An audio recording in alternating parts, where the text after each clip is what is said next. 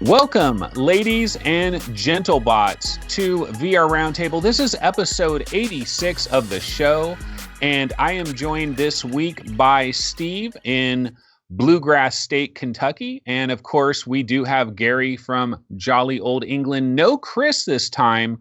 No electric skateboards, no self-driving cars, no robots and drones or anything else. Just going to be us three this time. And, you know, we do have some good stories to get into, but first let me check in with Gary. Gary, what is going on? I see you are the biggest Star Wars fan in the world. Tell us a little bit about that.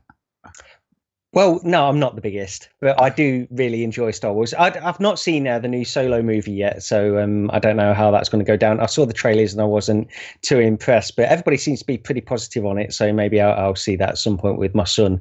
But what I want to talk about very quickly is I've just finished the series of Cobra Kai on YouTube. So did I. I absolutely loved it. They could have done so many things wrong. But yeah, I think anybody who's a big fan of the original Karate Kid, they should watch this. Steve, what did you think of this? I loved every second of it because they didn't hide from the cheesiness. Like they just had the right amount of cheese. It wasn't over the top, but it wasn't not enough. And at this point, we've spent more time with Daniel and everybody in this age than we did in the original movie. Like the original movie has 30 years or whatever, this kind of built up thing in our heads, but it was only an hour and a half long movie or however long it was. Whereas now these 25 minute episodes, and we've watched 10 of them, we've now spent more time with them in this era. And it's pretty fascinating. I tell you, that the actor, Johnny Lawrence, the actor who plays it, it's William Zabka, I believe his name is, something like that. But this guy, I think he's a great actor, especially in this. He's just nailed it. That role is absolutely perfect for him, and he's nailed it. And I think they had so many steps that they could have gone wrong in this series and just messed up completely, but they hit every part right. And anybody who wants to check this out anyway, if you're a fan of the original Karate Kid, you can check out the first 2 episodes for free on YouTube, and then you have to pay for the rest of them, but it's not a big deal. They do a 1 month trial, so you can get it all done in the 1 month and cancel it and not have to actually pay anything.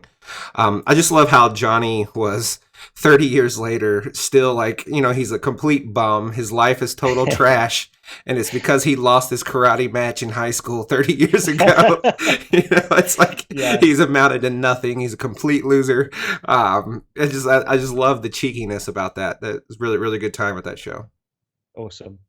I don't know anything about what you guys are talking about. I know about Karate Kid, but I didn't hear about this. So YouTube has made a series called Cobra Kai, which was Johnny's dojo with the bad guy, the sensei. I forgot his name, but think all the actors from Karate Kid, that universe, that world, but now they're all grown up, and you now have a darker adult. The real actors? Yes, Daniel's son, Johnny Lawrence. Mr. Miyagi isn't in it. He has whatever, and but it's got a lot of the same actors and takes place in the same world. But it's just very interesting for anyone our age that remembered watching the movie growing up. Like, go check it out. Like, there's no reason not to. It's the first 2 episodes are free. There's got to be some trailers and stuff at least, right? I could check that. Oh, there's loads. Yeah, there's loads of trailers. Plastered all over YouTube. I don't know how you've missed it. Yeah, I don't think you can go to YouTube and not have seen it in the past month. That's crazy. I have not seen it at all. Well, anyway, guys, that's cool, but we should probably actually get into some VR news.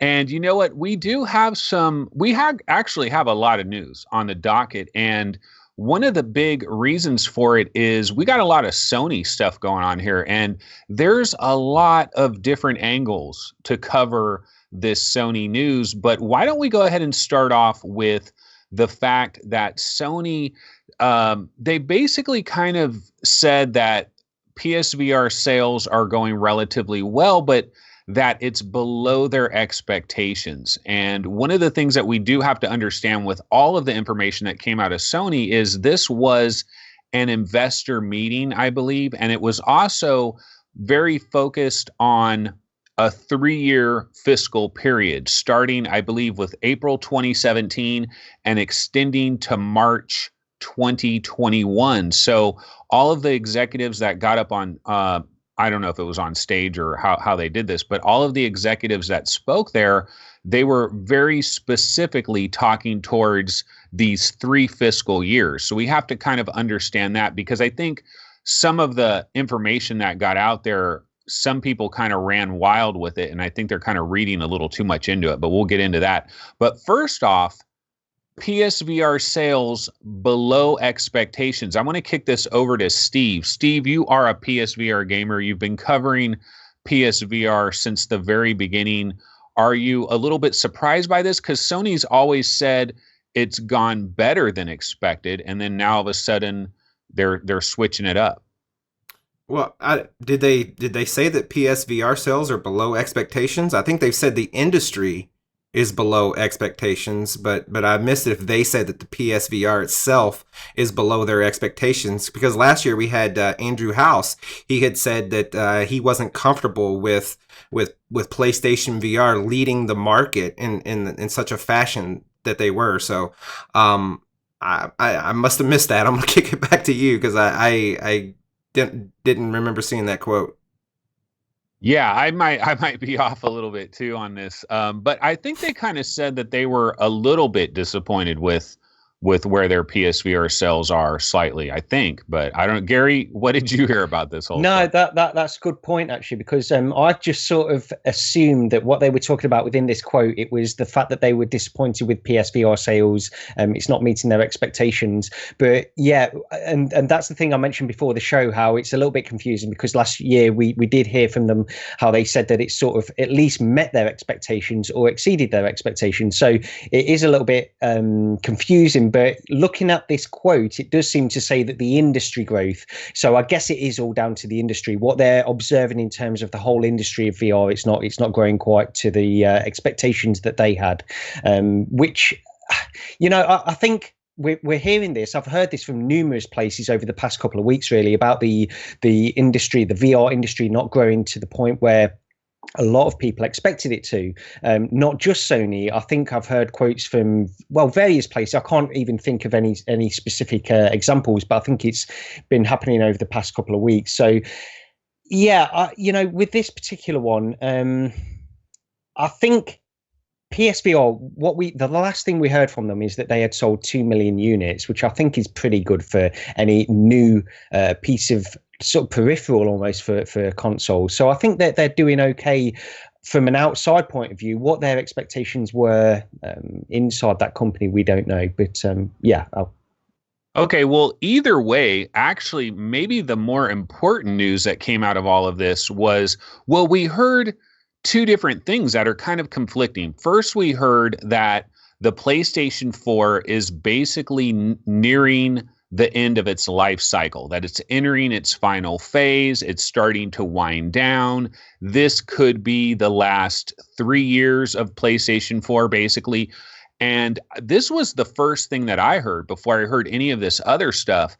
And when you hear that, you naturally think, I guess PlayStation 5 might even be sooner than I originally thought it was coming. If PS4 is really winding down this quickly, then PS5 must be right around the corner.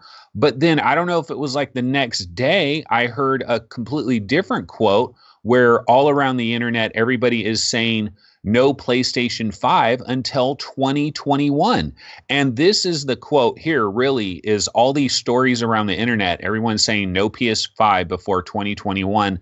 This is where I want to caution everybody that this was an investor meeting. They were talking about these fiscal years. And I think people are jumping to conclusions here with that. Now, Gary, let me ask you this. Typically, when it comes to console releases, at least here in the USA, I'm not sure exactly how they do it in England, but here in the USA, consoles, 9 times out of 10, they're coming out in November. 9 times out of 10, they're coming out within a couple of weeks of Thanksgiving, usually a couple weeks right before Thanksgiving. That's the normal way we do things with console launches. Let me just straight up ask you this. Do you really believe it is possible that we don't get a PlayStation 5 until November 2021? Is that actually possible? It does seem a little bit too far away. And over here in the UK, in modern times, all the consoles have basically been released over here in the UK pretty much the same time as they have in the US. In the 90s, it was a little bit different. We had to wait a little bit longer sometimes, depending on the console. But now they're pretty much released at the same time. The only thing that's going against that is the success of the Switch. Now, is it possible that Sony could have looked at the success of the Switch and said, it doesn't really matter too much when we release this console, and if we want to release it in the first few months of 2021, is that far? Is that so different from releasing it in November of 2020, for example? And I guess it could be. I think a lot of this has come from what I'm reading here on this article on Upload. They're saying that this CEO, John Cadera, he said that there will be another 3 years before PlayStation made its next big move, which does sort of imply that it's going to be at least 3 years before we do get any news out of this.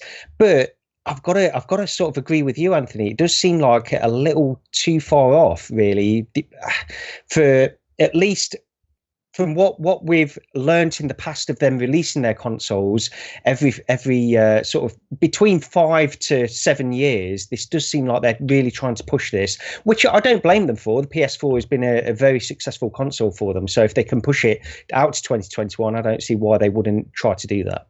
Steve, so we are a VR show. So why are we talking about PlayStation 5? We're talking about it because a lot of us believe that you're not going to get a PlayStation VR 2 until you have a PlayStation 5. My first question is, do you agree with this? Do you think there's any chance that a PlayStation VR 2 could come without a PS5? Or do you think it's, they're married to each other? I think it will be, I agree. I think PlayStation VR 2 and PS5 are a have to. And I think they have to, if they do anything that we want PlayStation VR 2 to do, which will be a different tracking system, or at least have the option of multiple cameras, then they're talking about possibly different I/O ports on the board and things that the PS4 doesn't have. So I do think PSVR 2 and PlayStation 5 will go together. Will they be released at the same time? I have no clue. Is it some remote smidgen chance possible that we get some sort of PSVR Pro or something in between? Maybe. There's nothing pointing to that, and I don't know if they'd want to confuse the market, but I do think PlayStation VR 2 and PS5 will come together at some point, and PlayStation VR 2 will not be for PlayStation 4. It's a lot of PlayStation tongue twister in there. On the point though about this being a sort of a financial investors call type commentary. A lot of times a fiscal year, for example, my company, and every company's different, but this is calendar year 2018, but we just started fiscal year 19, and it's confusing as all hell. We have to really get in the weeds as to why companies do that. But when they say 2021 at an investors call or an investors meeting of some sort, it could be calendar 2020 when that occurs, unless the quotes were very clear that they were saying calendar 2021. Just wanted to throw that out there.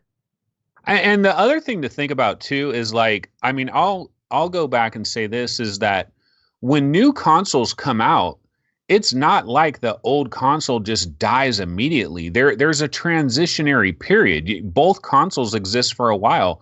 In November of 2013, when PlayStation 4 came out, PlayStation 3 was still very viable. In 2014, tons of people were buying PlayStation 3 games. It existed very well. 2015, the same thing. It wasn't until PS4 started to get some price drops a little bit that it started to really pick up, and then basically PS3 was left in the dust at that point.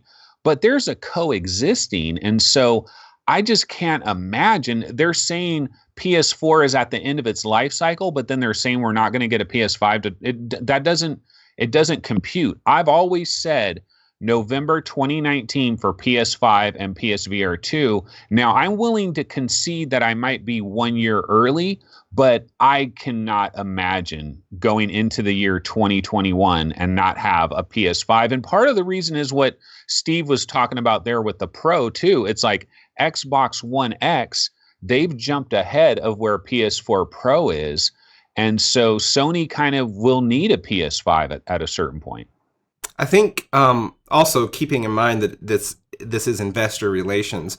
When they say end of cycle, I think that's tampering the audience that, hey, we're not going to see an upswing of, 30 million consoles sold next year. It doesn't necessarily mean that it's end of life for the gamers that have purchased the console and that we're going to start seeing a slowdown of software. I think it's end of life, that they're kind of over those big surges of mass market purchase. So again, this information is tailored for the investors that they were speaking to. This was not commentary giving at like an E3 keynote, which is messaging tailored for the consumer audience. That's true, and actually just on that point, because in terms of where they are at the moment, okay, we've had over the course of the PS4, we've had so many first-party titles that have come out, or exclusive titles, which have. I mean, they've made the PS4 what it is. They have launched it, and they've had so much success with their titles. You've got God of War, you've got Horizon Zero Dawn, and all of these titles have done so well for them. The problem is games take a long time to make. Now, I get the impression they're probably running out of these titles, which is sort of like what we're going to hear from E3. They're concentrating on 4 titles that are going to be coming out, and they're not really showing too much else. They're sort of focusing on The Last of Us and Spider-Man and these types of games. So I'm thinking, these are this is sort of the last big push of PS4. And I don't know whether we'll see exclusive titles of that caliber coming out after this year, and they've got to ride that wave for as long as it will take them. And I'm thinking, it's too long. 2021 is too long for them to ride that wave. I think it will have to be somewhere in 2020 for them to do that. One last comment on PSVR 2 before we bounce to the next story. Steve was talking about, a new tracking, that they need a new tracking system. And I think everybody agrees with that. And he was talking about cameras. And you know what? This is a real problem that Sony has. Sony has a major problem. The problem is that the PlayStation 4, it's a living room product for the most part, right?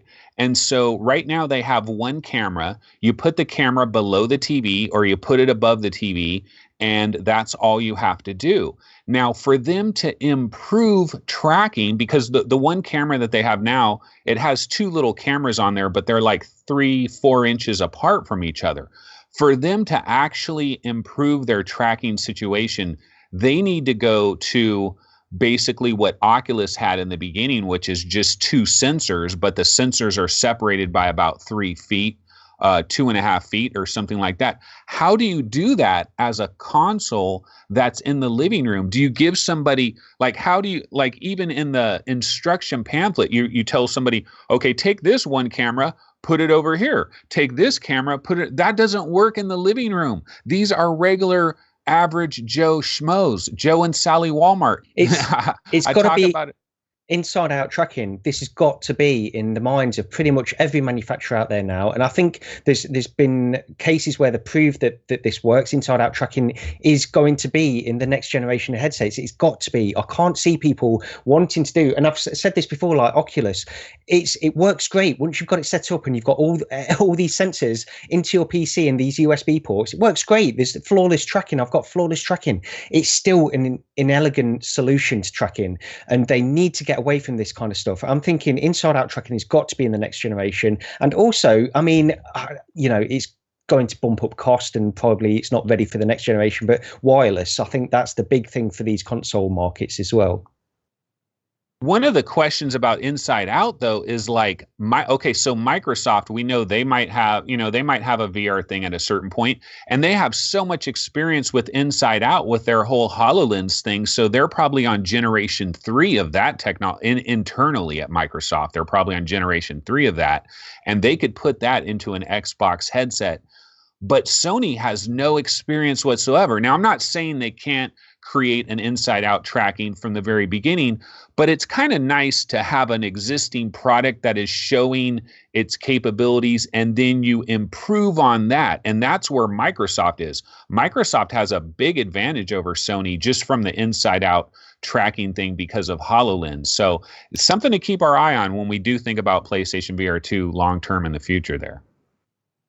Steve, any last comments, or should we go ahead and move on? I was just gonna say, well, Sony has, they know how to make displays and they know how to make lenses. Like Sony's really ahead of the curve in a lot of other aspects of a VR headset.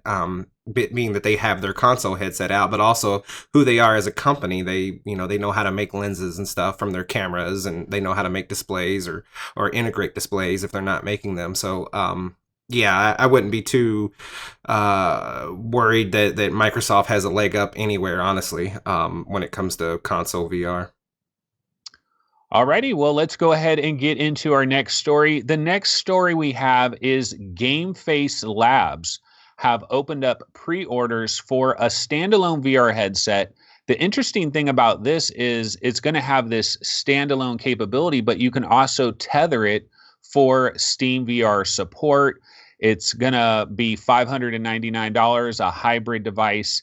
Gary, I'm going to go ahead and kick this over to you. I have not read a lot about this GameFace thing. I saw it, but I'll be honest with you. When I first saw it, I thought, oh, here's something that no one's ever going to mention again for the next 5 years. Well, this is the thing. We get so many reports out of this. I don't want to stay on this one for too long because we get so many reports of all these different VR headsets coming out and this kind of stuff. The one thing that made this stand out is the fact that it is a standalone HMD, but it can also be connected to a PC and work with Steam VR and this kind of stuff. So this is something, Steve, I think you mentioned it a couple of weeks ago, actually, where like the Oculus Go or Santa Cruz or something like that, if that could be tethered to a PC as well, and have this capability of playing PC-based games. And I think this is something that people have requested for so long. So I'm just interested to see where this product goes. It uses two 2560 by 1440 OLED displays, and it comes with a single. This is the dev kit, actually. This is not the end product. This is the dev kit that they're going to be releasing first of all, and it comes with one 6 degrees of freedom tracked controller. Now they have stated, it could potentially come with two when it's released properly, but they want to see what developers can do with this kind of thing. So yeah, I guess the most interesting thing is that it is what a lot of people have been asking for. It's a standalone HMD that can be tethered. Yep, and I think that's still a fantastic idea. The idea of having to buy multiple displays and multiple sets of optics and multiple face cushions when we're talking about an HDMI port on a headset to bounce back between these two modes or these two sorts of platform offerings to me is a no-brainer. So I like the sounds of this GameFace Labs device. But I think the importance of a platform is screaming here, right? Like as cool as this sounds, like the specs are pretty neat. The mobile side's powered by an NVIDIA GPU with some Pascal technology. It's not the same as getting a 1050 Ti or anything like that. So it seems it's a pretty beefy mobile computing power behind it. So it's checking a lot of boxes, but at the end of the day, it's this GameFace Labs, and what kind of real support is it ever going to have? Am I going to be able to play really a lot of the Steam VR games? And if so, why wouldn't I just get a Vive? So I don't think I'd be picking one of these up, as interesting as it is. All right, in more hardware news, we've got a lot of hardware news going on this week. The Vive Focus, we've got some interesting stories that are going on with the Vive Focus. First, we're hearing about a 6 degree of freedom controller mode that is going to be added on. It's going to basically use these onboard cameras and then AI computer vision to kind of replicate 6 degrees of freedom use cases. That's interesting. And then we're also hearing that the Vive Focus may be able to support Steam with through like a wireless transmission. Gary, do you know? Again, this is another story I wasn't covering too well. Sorry about that, but I'll send it back over to Gary. No, this is very interesting to me, and I think that they're going in the right direction with this kind of stuff. If they can get any of these things working, so as you mentioned, they're basically using this standard 3 degrees of freedom controller with the Vive Focus that you get with it.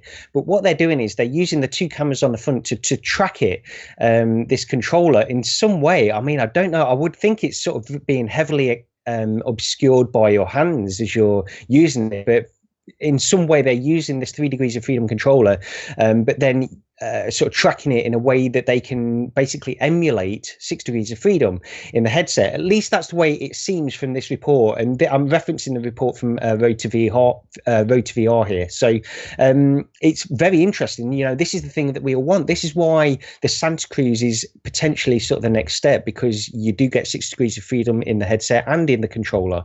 Whereas in the Vive Focus, it's standard. It's sort of you're still limited by the 3 degrees of freedom controller.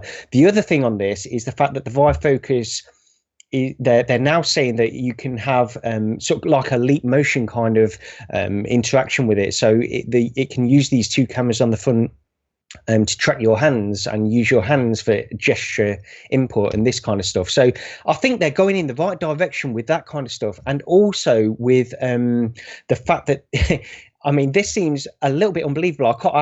I had to read this article twice really to really understand what they were going on about, because the fact that this Vive Focus can now use a Wi-Fi connection, a standard home router with a 5 gigahertz transmission to stream PCVR to the headset, and you can basically play things from Steam VR and Viveport in the Vive Focus. It seems a little bit unbelievable, and I guess, you know, I don't think there's been any hands-on reporting from this, so we don't know how latency is, which is, you know, it's the biggest concern, I suppose, when you hear this news story. But it's interesting nonetheless, and yeah, I'm really, really interested to see where they go with it. Gary, do you know if any of this stuff is coming officially via Vive, or is this users in the community hacking this type of functionality in? I believe it's coming officially. That's the way it seems to read on this article. But maybe I've missed it. Maybe I just assumed that, actually. It's a good point.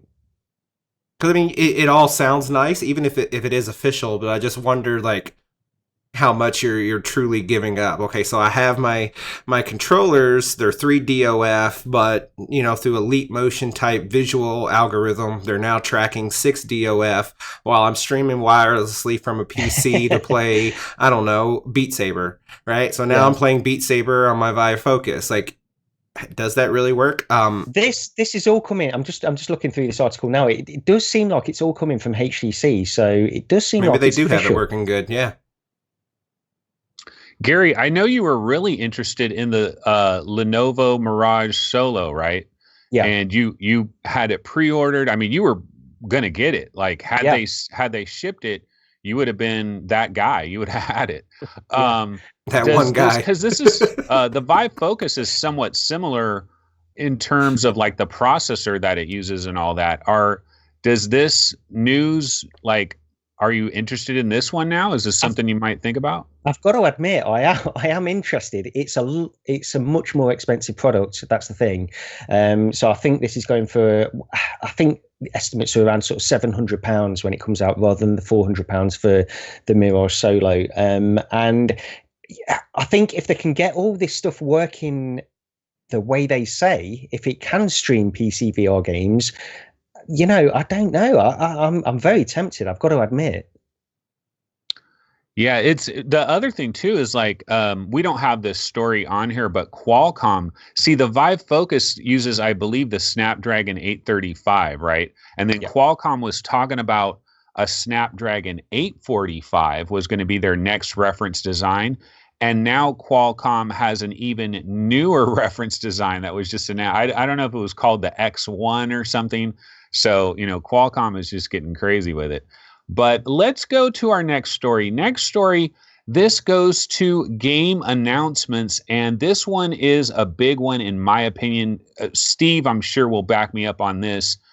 If you were a PlayStation VR gamer, especially back when the PSVR first came out, you probably heard about Robots Rescue, which is this little platforming game that was part of the Playroom VR, which is a free game that anybody could download.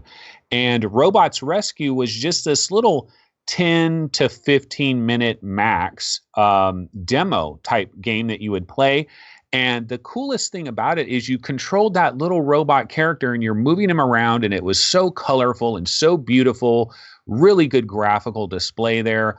But the key aspect of that game was your controller. Like Sony realized, hey, let's put your actual controller in the game so that the player that is playing the game feels like they're involved in the game as well. And so they did that to great effect, and everybody loved it. Everybody ranted and raved about Robots Rescue. And way back then, we were all clamoring and praying to Sony, please, please make a full version of this. You got a great game engine. It works great. All you got to do is make a full blown out game with a whole bunch of different levels and, you know, a fire world, an ice world, all that sort of thing. And this is the announcement that we get: Astrobot Rescue Mission. It is maybe 2 years after everybody kind of wanted something like this, but hey, at least it's here. Japan Studio is a developer. They are a beloved developer. Steve, I'll kick it over to you. I know you were probably a pretty big fan of Robots Rescue, and we saw with Moss, when you put the player in the game with their controller, it does add that extra element. So what do you think about this announcement for Astrobot? I think it's very good. Very, very good. The trailer, showing it now for those watching on YouTube, is a really good trailer. Like they didn't just kind of take the game and create some levels with it. They went further than I would have imagined. In some parts, you see dolphins flipping overhead, giant robot coming out of the cloud to assist you, and you're crawling up its arm.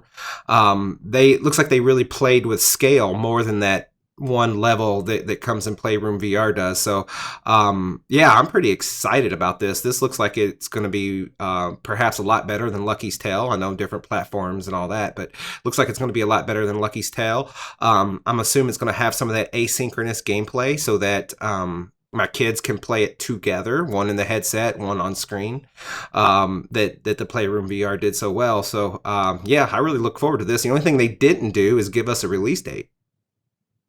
Yeah, I mean, well, it's being shown off to a lot of media for the pre E3 press junkets. They do that. This is very common in, regular gaming industry type of thing. So I think based on that, I would be pretty surprised if this wasn't, say, like a November 2018 kind of a release, or October, somewhere in there. I'd be pretty shocked if it ended up in 2019. But Gary, kick it over to you, because you were a little bit late to the party on PlayStation VR.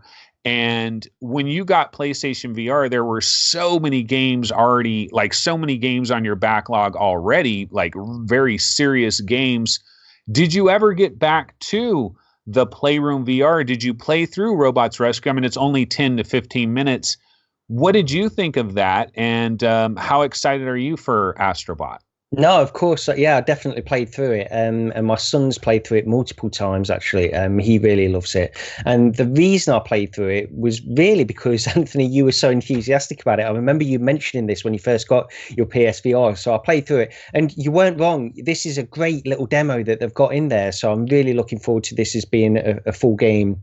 Yeah, just really excited. It is what it is. It's a little platform game. Looks great. And it looks like they've got some little interesting things in there, like we saw in the demo. You can use your controller to do certain things, as well as controlling this character in a third person fashion.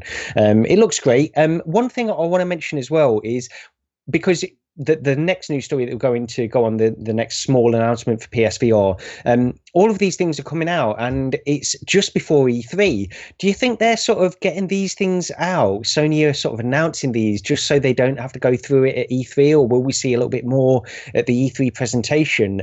We do know that Sony are sort of limiting their presentation this year at E3. It's not going to be, they've already said it's not going to be like a normal presentation. They're focusing on these 4 big AAA titles that they've got coming out. So I just wonder if they're releasing these trailers and these announcements and things like that just before E3 to get them out of the way. What do you guys think?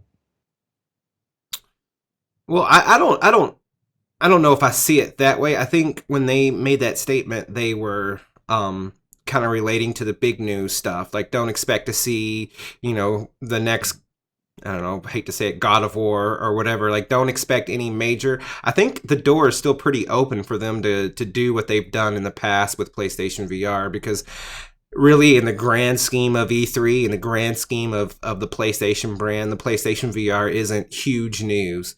It's not the same as them announcing some major exclusive game from,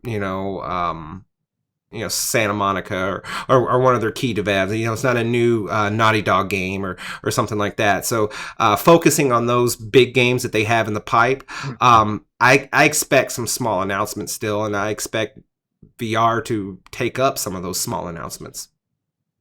Yeah, I didn't really think about it from that angle, Gary, as far as like, they're showing all of this now. Will they have any big surprise for E3? I have to imagine, though, that they probably want to have one big game that we've never heard anything about, along the lines of something like The Impatient. I mean, I know The Impatient ended up being kind of a dud to a slight degree there, but something like that, where you've never heard of it before. It's coming completely out of the blue. It's a legit developer that is respected, and it's a big VR game, maybe not coming until 2019. I kind of feel like we'll get one of those, but maybe not much after that. But speaking of PlayStation VR, like Gary alluded to, we found out about a number of these games. And one of the games that we found out about is Evasion. Now, Evasion is coming from Archiact, and this is a game that is coming to HTC Vive and Oculus Rift as well. We've actually known about this game for quite some time for the HTC Vive and Oculus Rift, but we never knew that it was coming to PlayStation VR. Now we know that it's also coming to PlayStation VR, and it's going to have aim controller support as well. And a lot of people are really excited for this one because it's a multiplayer shooter. And everybody, if you look at like, what is it, Firewall 0 Hour or whatever, like everybody seems to be rooting for, when are we going to have this like multiplayer shooter that just really catches fire on PlayStation VR? We have Onward and Pavlov and stuff in the PC VR realm, but I think there is this pin-up demand among PlayStation VR players. They want like the Call of Duty of VR. And so anytime we get one of these, it gets a lot of attention, and a lot of people are very excited about it. I'll send it over to Steve. Steve, do you know too much about Evasion from Archiact? Are you looking forward to this one, or I don't know? What do you think? I don't know too much about it, so yeah, I am looking forward to it. Though I think, just take it back one quick step, I think we gotta quit saying we're looking for the Call of Duty of VR. I think we're looking for the Fortnite of VR now. Fortnite's all the rave. Like, kids aren't playing Call of Duty, I don't think. But that aside, like, Evasion here looks pretty good. I can see it using the aim controller. It looks perfectly poised for that with what they're showing in the trailer. I'm interested to see. The trailer wasn't very clear, and I don't know much about the game specifically, but it wasn't very clear if it was a co-op or a competitive. In this trailer, it looks very co-op centric, like you're battling a wave of alien enemies of some sort. Like it doesn't look like you're more of a PvP scenario. And I think as fun as co-op can be, I think anything that wants to have legs in terms of an online shooter almost has to be PvP to maintain a user base for a long period of time. But yeah, this game looks good. Yeah, it does look very much like a co-op shooter to me from that trailer as well. The one thing that stood out to me from the trailer is the environment seemed to be a little bit destructible. They seem to focus in on one point where they are shooting the rocks in this valley that they're fighting in, and the rocks sort of disintegrate and they fall down. I don't know if it's sort of got destructible environments and this kind of stuff, which could definitely add something to it, but how far they'll go with that, I don't know. But it looks like a good trailer anyway. In additional PlayStation VR game announcements, we found out that Dreams is actually going to support PlayStation VR on day one. What we heard for a long time is that Media Molecule said that PlayStation VR support would come to Dreams, but maybe not right away. Now we find out it's coming right away. And Upload VR, they got hands-on with this, and they were saying this could end up being one of the most important PlayStation VR games, period.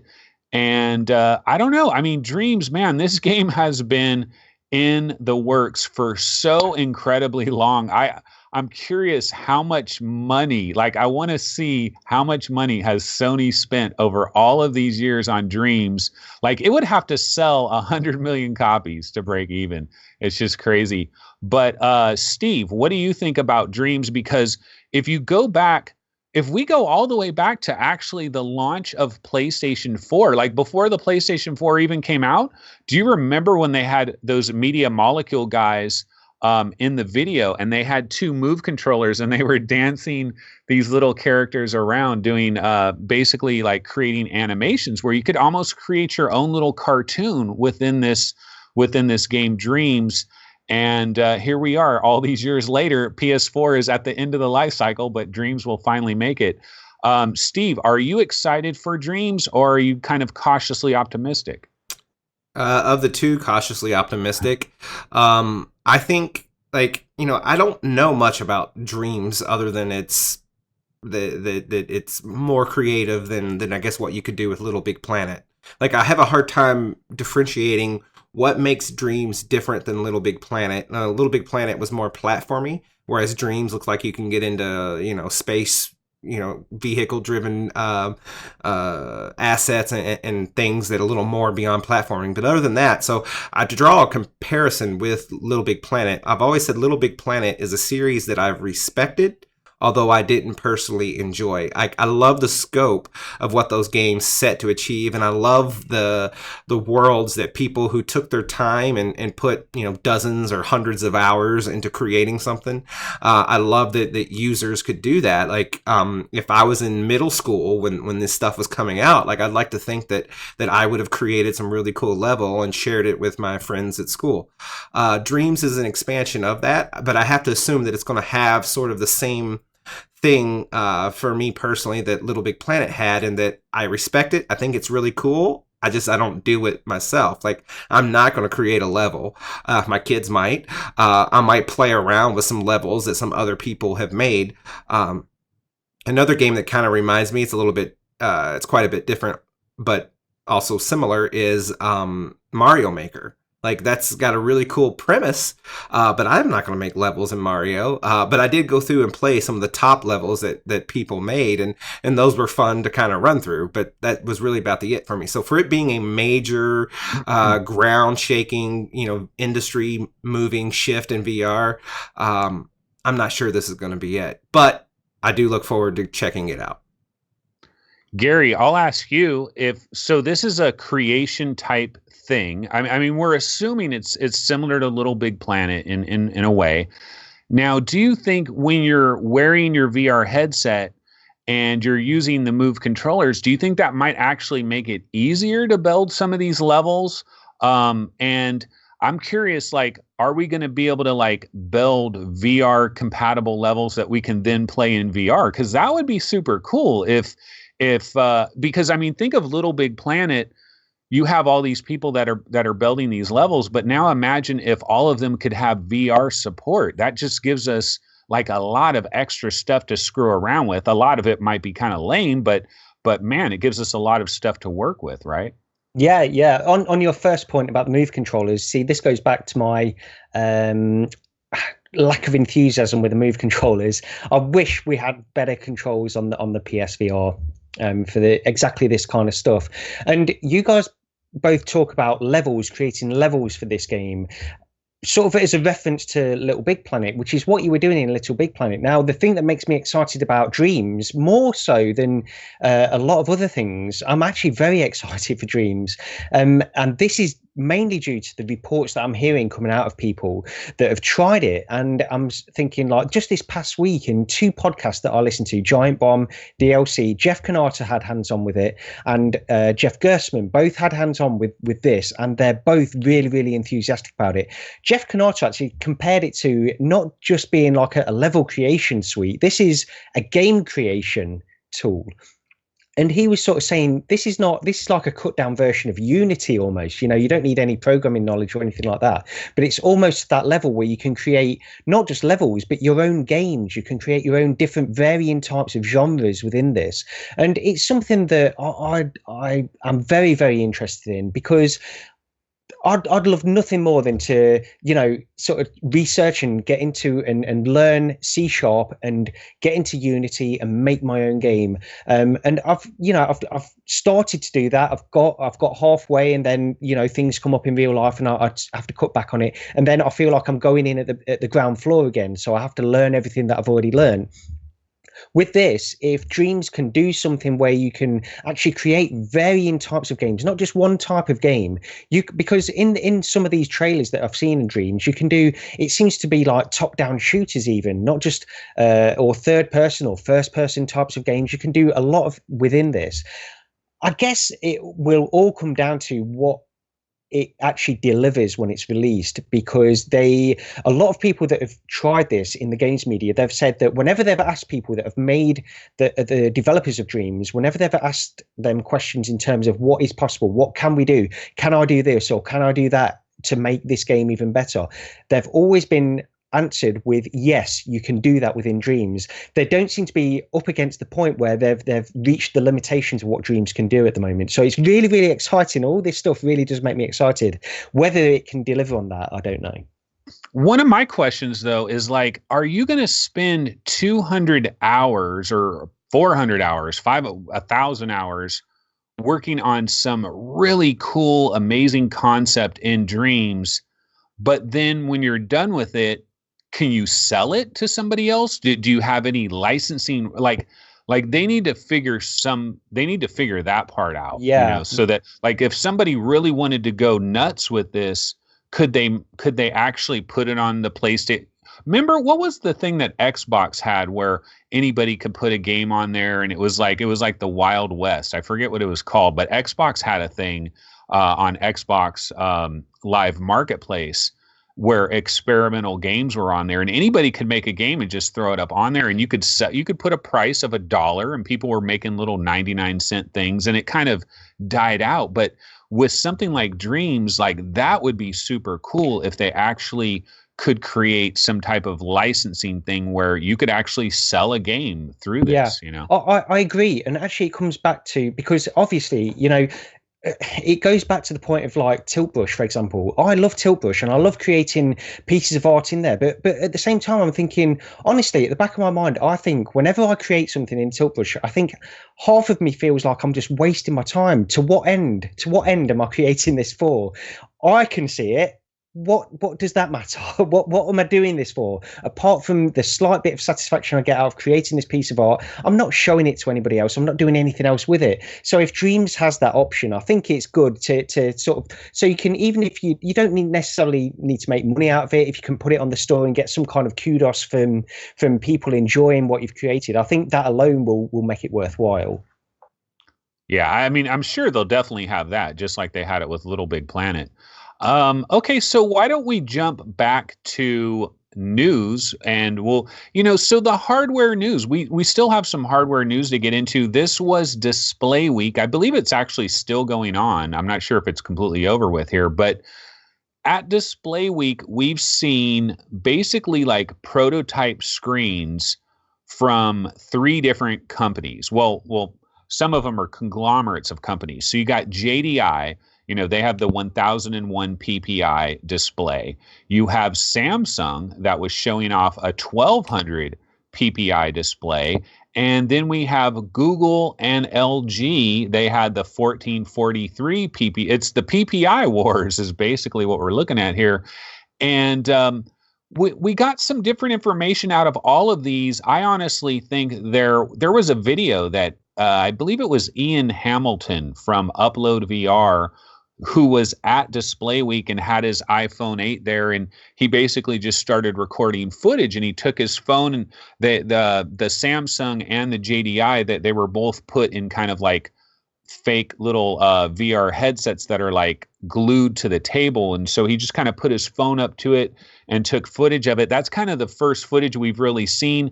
Now the Samsung headset has a static image, and the JDI was moving video, and he was really impressed by the JDI. And the Samsung, he said he could still notice a little bit of screen door effect, but he did say, look, this is a static image. It's easier to notice screen door on a static image. And then, of course, Google and LG, it was kind of earlier in the week, we saw the pictures that they had of this huge cityscape, and then they like focused in on just like a street that's in between these skyscrapers. All of it looks good, but where do we go from here? So, Gary, I'm sure you saw all of this. The PPI Wars have begun. So what is your theory on all these different heads? I'm sure you're wondering, when are you going to actually see one of these in a real headset? Yeah, I guess that's the thing, isn't it? It's all very well seeing these things sort of through a computer screen, just looking at images that are coming out of all these events and stuff. But when are we going to see a product with this stuff in? I don't know. This news story to me, because it seems like everybody seems to be working on these high PPI displays. I think the most encouraging thing for me out of all of this is the fact that they specifically mention VR. These are being designed with VR in mind. This is the reason for creating these. So all these huge companies are creating this and seeing that VR is sort of at least some kind of a future, and they're investing this heavily in it. So it's interesting stuff. I'd need to try them, and I need to see them in a product, I guess, really. I have a question for Steve. Okay, so JDI, we know that JDI is made up of Sony, Toshiba, and Hitachi. Now, Toshiba and Hitachi, they're not doing a hell of a lot as far as I'm aware in terms of products and stuff, but Sony is still very big, and they're still in the mix for sure. They've created this 1001 PPI display that Ian Hamilton raved about it. He said it's beautiful, and he showed video of it, looked great.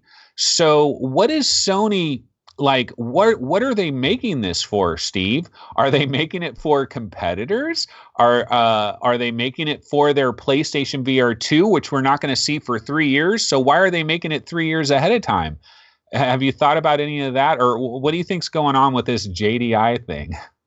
Well, I mean, they got to make this stuff before they have, they should be working on PlayStation VR 2 now, even if it's not till 3 years out. So, regardless of when that comes, them doing work on displays is always a welcome thing, because they'll learn from that, and that will grow into whatever they decide to put into the PlayStation VR 2, if not this exact display. Will they make something for a competitor? I don't know about Sony specifically and where their history lies in doing that, but in general, yeah. I mean, look at Samsung.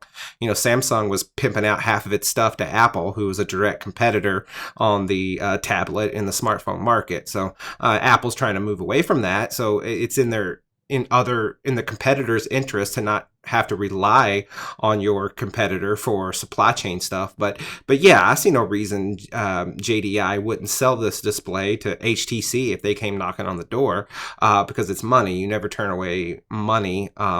Unless it's somehow going to give the competition an upper hand, when in reality it's not, because you're going to be able to that their supply cost for their display is higher than your supply cost for displays, because you're the one making it and selling it to the other. So that was probably all jumbled up and not clear to follow. But in general, to answer your question, I think Sony could be selling this to somebody, or that JDI could be selling this to somebody, and I think that's okay.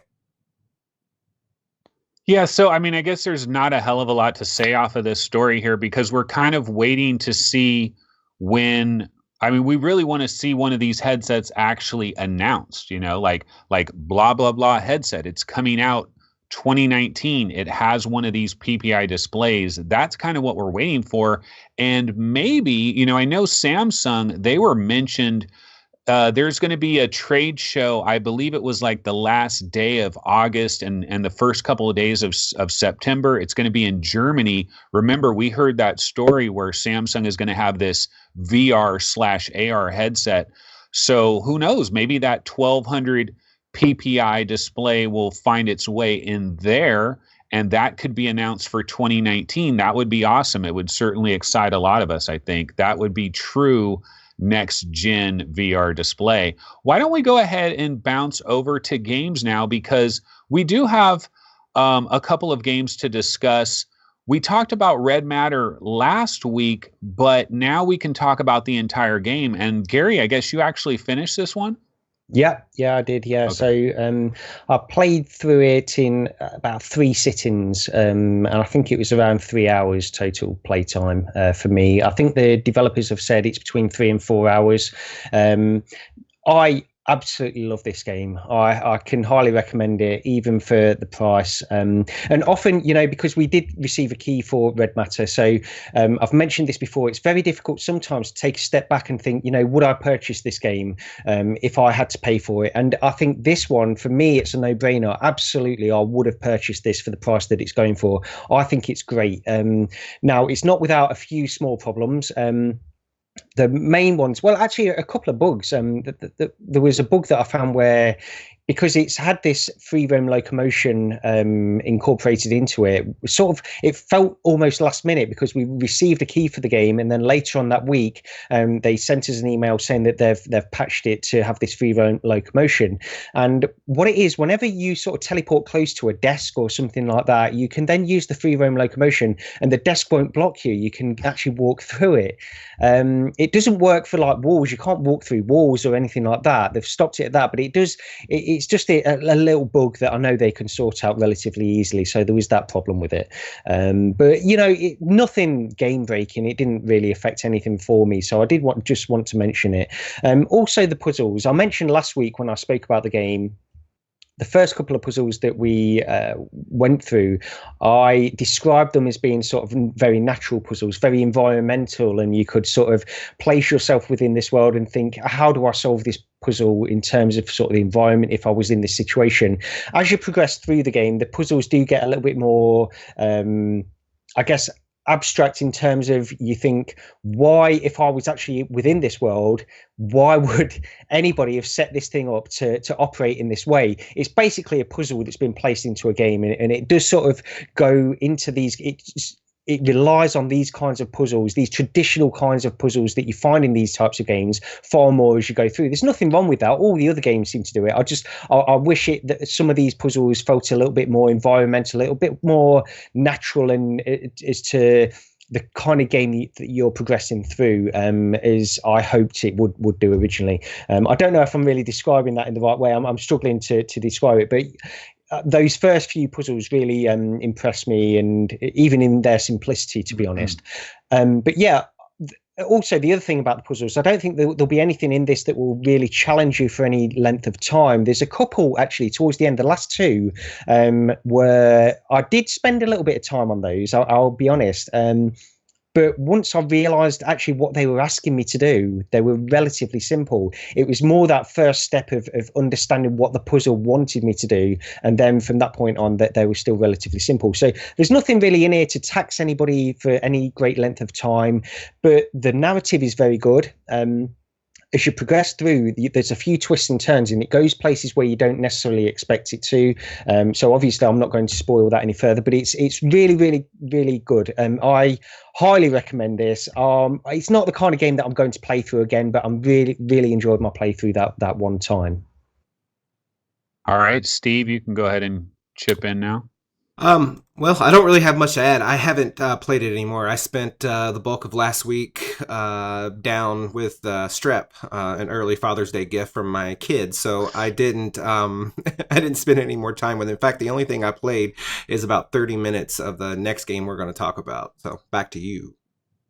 Okay. What I'll say about Red, I mean, I have played it more since that, because we could only talk about that initial opening sequence. So back then you didn't really want to play much further than that, because that's all you could talk about. So I did play more after that.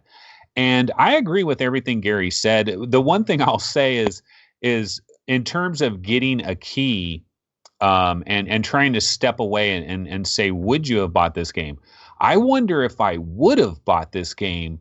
I might not have, and that would have been a mistake, because this game is solid. The thing that I'll say about this game is, like, when you think of all the Oculus exclusives that we've gotten over the last couple of years, Robo Recall, Brass Tactics, Killing Floor Incursion, The Mage's Tale, just a lot of great stuff, right? Wilson's Heart. I think you can take red matter and you can put it with all those games. And that says a hell of a lot. You know, if you can put red matter with all of those games, Vertical Robot, like this developer, I didn't know anything about this developer. I looked into it now, and it apparently is a bunch of very talented veterans that got together and they want to make VR games. Vertical Robot, VR. They're all into VR, and it's a bunch of talented veterans that got together, and it's obvious, man. This thing is dripping with production value. Graphics are crystal clear and detailed. One of the things that, remember when we were talking about the varifocal lenses and how when you put, I was taking my scanner thing, putting it hella close to my face, it was crystal clear. So I really think the graphics were great. And then the sound design, like if you're into sci-fi and if you're into the sci-fi with a little bit more realism, like on space stations and stuff, you know, Event Horizon, Sphere, Solaris, you know, all these different sci-fi movies where it's not just action, you know, it's like they're trying to make a real sci-fi movie. And this has some of that vibe, and the music, like the background music and some of the sound effects play into that as well. I haven't gotten deep enough into that. I'm not as far as Gary is at all. The only criticism I can say about red matter, and it's not really about red matter, it's these kinds of games. And I would give the same criticism to Lone Echo and the same criticism to Wilson's Heart, is that sometimes, you know, okay, let's say I have some time to play VR. Sometimes I'll think about, should I play red matter? And I'll be like, oh man, if I play red matter, I got to spend a good hour on, you know, I got to give it an hour and 20 minutes or it's not really worth it. And then I'll go play Beat Saber instead, you know, because I can just jump into Beat Saber for 20 minutes and have a quick burst of action. And that's the same thing with Wilson's Heart and Lone Echo. So as great as those games are, sometimes I don't want to go into them because it's like, do I really? You kind of have to be in a mood, I think. And red matter is one of those games. Yeah, I do agree with that. But for me with red matter, I was I couldn't wait to get home from work some days and just, I know that I'd have like an hour free in the evening. I couldn't wait to come into my office and play red matter. And that's the difference. Sometimes I do find, similar to you, Anthony, actually, on certain games where I feel like it's a little bit more of a chore. Once I'm in there and I'm sort of ready to go, I'm enjoying them, but it's a little bit more of a chore. Red matter for me wasn't like that. I couldn't wait to get in there and see how the story progresses. And one final thing I want to say is the sense of presence. I don't know if you guys have felt this. We've been using VR for the last 2 years now, and it's far more difficult to get that elusive sense of presence within VR in certain titles, at least. And I don't know, maybe I've never really fully experienced it. I don't know. But within Red Matter, I felt like I was part of this world far more than in a majority of titles that I played recently. For some reason, and I know you've mentioned this before, Anthony, like things like budget cuts, where the walls just feel solid. They feel like they're there, that you are within this corridor, you are within this world. And Red Matter for me is sort of elevated that up. I felt presence within this game. I'm certain of it, and it was like I was within certain parts of it. I think it's great. Yeah, well, one of the things that it does do is you have all those little levers and knobs that you're interacting with, and I think that does help you as well. One criticism, like if I was to criticize if I was to try to just talk smack about Red Matter and say it's not good, the one thing I would say is, well, all you're doing is going from one room to, you go into one room, you're trapped in that room, you got to figure out what the puzzle is, and then you go to another room. That's all it is, man. Like, what would you say to combat that, Gary? Yeah, no, because you can break any game down. I think you can break any game down, and that will be the result. Okay, but it's the world that this places you in. It's the story and the narrative. It's how they build up the lore behind it. I think, and it's why people like a lot of other different types of games. It's not necessarily the individual tasks. You can break down games and just think, really, what the hell am I doing? Why am I doing this? I mean, Beat Saber. Basically, I'm stood in my room doing this. Why am I doing this? It's the way it makes you feel. Okay. Not me, but you guys. But yeah, I think that's really how it is with Red Matter. It's the narrative thing pulling you through. It's not just the fact that you're doing these puzzles, and you are. I mean, it's puzzle rooms. It's basically each one is an escape the room kind of thing. But yeah, you can break it down like that. I don't think it's worth people really judging the game based on that. I think it should be judged on everything else that it offers as well. All right, well, let's go ahead and get into the next one. And the next game we're going to talk about is The Forest VR. And well, The Forest with the VR mode basically is what it is. And this one's interesting because when this hit, I think it came out on Tuesday. And when everybody first got it right away, there was a lot of complaints. A lot of people, like all around Reddit, everybody was kind of saying, oh, this is terrible. It's broken. It's got this problem. It's got that problem. And so when I first heard about all that, I was kind of scared of it. But it seems like it's improved by leaps and bounds, maybe over the couple of days that it's been available. Some patches. You kind of have to opt out of Steam VR beta, all of these kinds of things. Why don't I send it over to Steve? We haven't heard from Steve in a little while. You have actually tried the Forest VR or the Forest. In VR.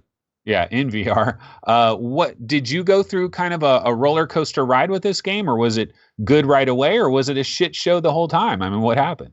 Well, by the time I got to it late on Tuesday, I was already aware to, opt out of the latest Steam VR beta. So I didn't have all of the discovery and the issues that a lot of people had that played it the moment it was available. That being said, my first experience with it wasn't great. I think it has a long way to go. I'll reset first and say, like, the idea of this game, The Forest, I think is awesome. Like, I'm really intrigued by this game. I love what they just kind of drop you in and the survival aspect of it, and you just end up in this forest.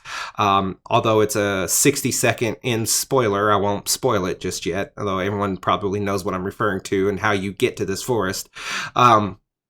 But you're there, you're in this forest, and you ain't got anything other than this axe, and you have to survive.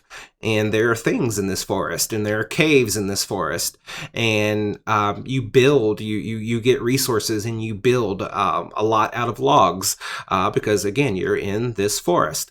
So the whole concept of the game, I think, is pretty incredible and is pretty ripe for VR. I think this is the type of game that is a match made, a matrimony in waiting for VR. The execution here is what I'm not in love with, and I'm okay with that because I think the developer will get it right. From the very get-go, when you get into the menus, like, there's lots of options. You can change resolution, you can change this and that, but they seem to be maybe all the options for the desktop version of the game. I don't know if changing resolution, it feels like you're just changing maybe the window that's mirrored onto your desktop, for example, not the actual game resolution that you see in the headset. So there's lots of options, and it's not clear, what applies to VR, what maybe doesn't apply to VR. And even then, changing them is very cumbersome with the controls. Like, for some reason, they wanted to center on the B button being like your click, your enter, when normally it's the trigger, or at the very least the A button on a touch controller, not the B button. So there's just a lot of cumbersomeness, lots of little bits of jank that you got to get over. And I did. I got in the game, but the game had some performance issues. Now, that being said, I have to go back and maybe tweak some super sampling that I have sort of at the system level and maybe back that off for this game, much like how I did with Fallout 4. Like, I can't run, I run a 2.25 multiplier in Oculus Tray Tool. I can't do that with Fallout 4. Or I can now, but the only way I'm able to do that is because I've edited the base resolution in Fallout 4 in the INI to allow me to not have to tweak my system level super sampling. I don't know how to do that yet on the Forest. I'm not sure if it's possible, so I'll either have to disable my system level super sampling or find a workaround there. So there's lots of optimizations that I feel like I have to spend time with to get through. But even then, I'm not sure the performance will be quite there for me. That said, I think it'll get there. I really want to give the developer maybe another couple months before I jump back in. But what little I saw of the game, I got down into a cave. The cave was creepy as hell. It was a fantastic experience. So I think the game is really good. I'm really excited for them to kind of get some stability out of it, get some optimization done, and then I can tell that this is going to be a game that if they get it there, it's going to be one of those games that I start playing and I don't play anything else, and I can't wait to get home every day, like you described, Gary, with Red Matter. I could see myself getting there with this game, because I think it's a fantastic concept. Yeah, Gary, why don't you go ahead and get into it? Yeah, very similar to Steve. I think, the idea, the concept of it is very, very good. And I enjoyed my time in there, actually. There's so many problems with it, and it's not something I really want to spend a lot of time with at the moment. But hopefully they can keep developing it and making it a little bit better. Like the resolution thing, for me, because I'm super sampling, the resolution, the game looked pretty good, but the performance was atrocious. So I went into the menu and I didn't experiment with it a great deal, but I just went onto a base setting of low. I set everything on low, like the custom settings down to low, and it actually performed okay. I've got a 1080 Ti. Performance was okay then, but it was still sort of juddering every now and again, and it didn't look terrible even on low settings, so I did that. So I guess optimization is the main thing for me, but also I went in and I played through the first section. So I built a shelter, and then it asked me to build a fire, and I collected everything I needed for a fire except the leaves. For some reason, it wouldn't let me pick up any leaves, and I don't know if this is a bug or because I've only played it once. I played it for around an hour once, and I don't know if it just bugged out and I couldn't pick up the leaves or something, because I could see them. I could see them falling from the trees, and I assumed they're the leaves I'm supposed to be collecting, but it didn't give me a prompt that I could pick them up or anything like that. So maybe it's got a few bugs here and there. I'm not too sure. But yeah, I'll watch it with a lot of interest, because like Steve, I think this could be a game that if they get all these little things ironed out, this will be one that I'll definitely enjoy. Yeah, so it's funny because I remember seeing, in fact, it was on this show. I saw the trailer for The Forest, and I remember saying on this show, I'm not going to be able to play this game. This is going to murder my 970. Like, you guys with your 1080 Ti's, you're going to be fine, but I'm going to be screwed. And so when this first came out, I was really worried about that. And I thought, and then all the complaints that everybody had, of course, as well, on top of that. So I was thinking, this is probably not going to work, but oh well, I'll go ahead and try it anyway. And surprisingly, I had a great time with this game. It's pixelated, trust me. Like, I haven't changed any of the settings and made it better, because I'm just trying to get it to run, period. And it is pixelated in the same way that Fallout 4 is for me, but it was running pretty well. I was able to basically play the entire game without too much trouble. The only problems I got into were all just control based, and like what Steve was talking about, like the B button and like going into your menu. And like one of the problems that I had initially is, so you get that axe right away, right? And so you're going through, and if you get attacked by one of those wild zombie native people, whatever, that attack you, if you have the axe, you can defend yourself pretty well. Well, I was like going through this world, grabbing different things, and then I started picking up sticks, and I ended up having a stick in my hand, and then I didn't have the axe in my hand, and I went through all these menus. I was pressing every button possible. I couldn't get the axe back into my hand. I did the same thing. Yeah. And now I figured out how to do it. You go into the options, I don't know what button you hit, but now it just instantly goes in, and it's like, oh, why didn't it do this the first time? Well, I don't know. But, so I had problems like that, but the game itself is basically working pretty well. And I don't have a lot of experience with this survival genre that has developed over the last few years, but I do remember there was a game called Don't Starve, and this was on PlayStation 4, like really early in the PlayStation 4's life.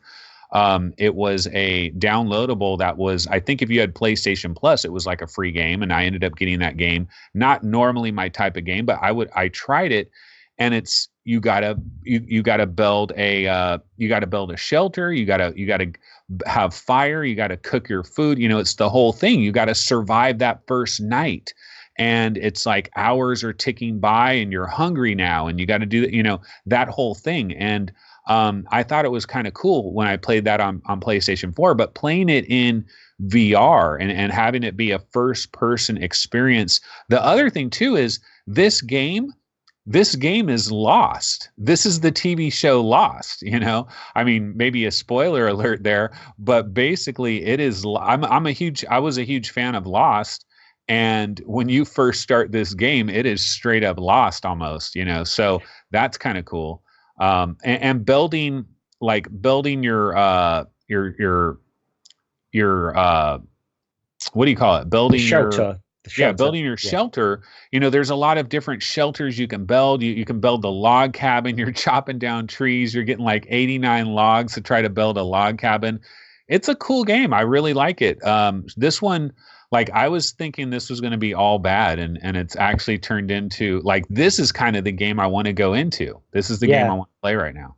Part of me wonders, I don't know why, but I'd like it to have a slightly less of that supernatural element, actually, because I like just the concept of going in there and just surviving on this place for whatever reason. I know they've got to have that to make it a bit more of a challenge and have some kind of.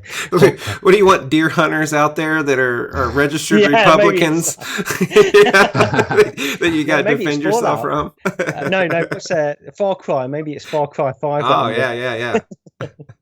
No, but yeah, that would have been cool. Gary, I know exactly what you're talking about. But what if they had a bald guy that just that just stood on the mountaintop and looked at you, and then he disappeared the next time you looked? Get a little lost up in there. Yeah.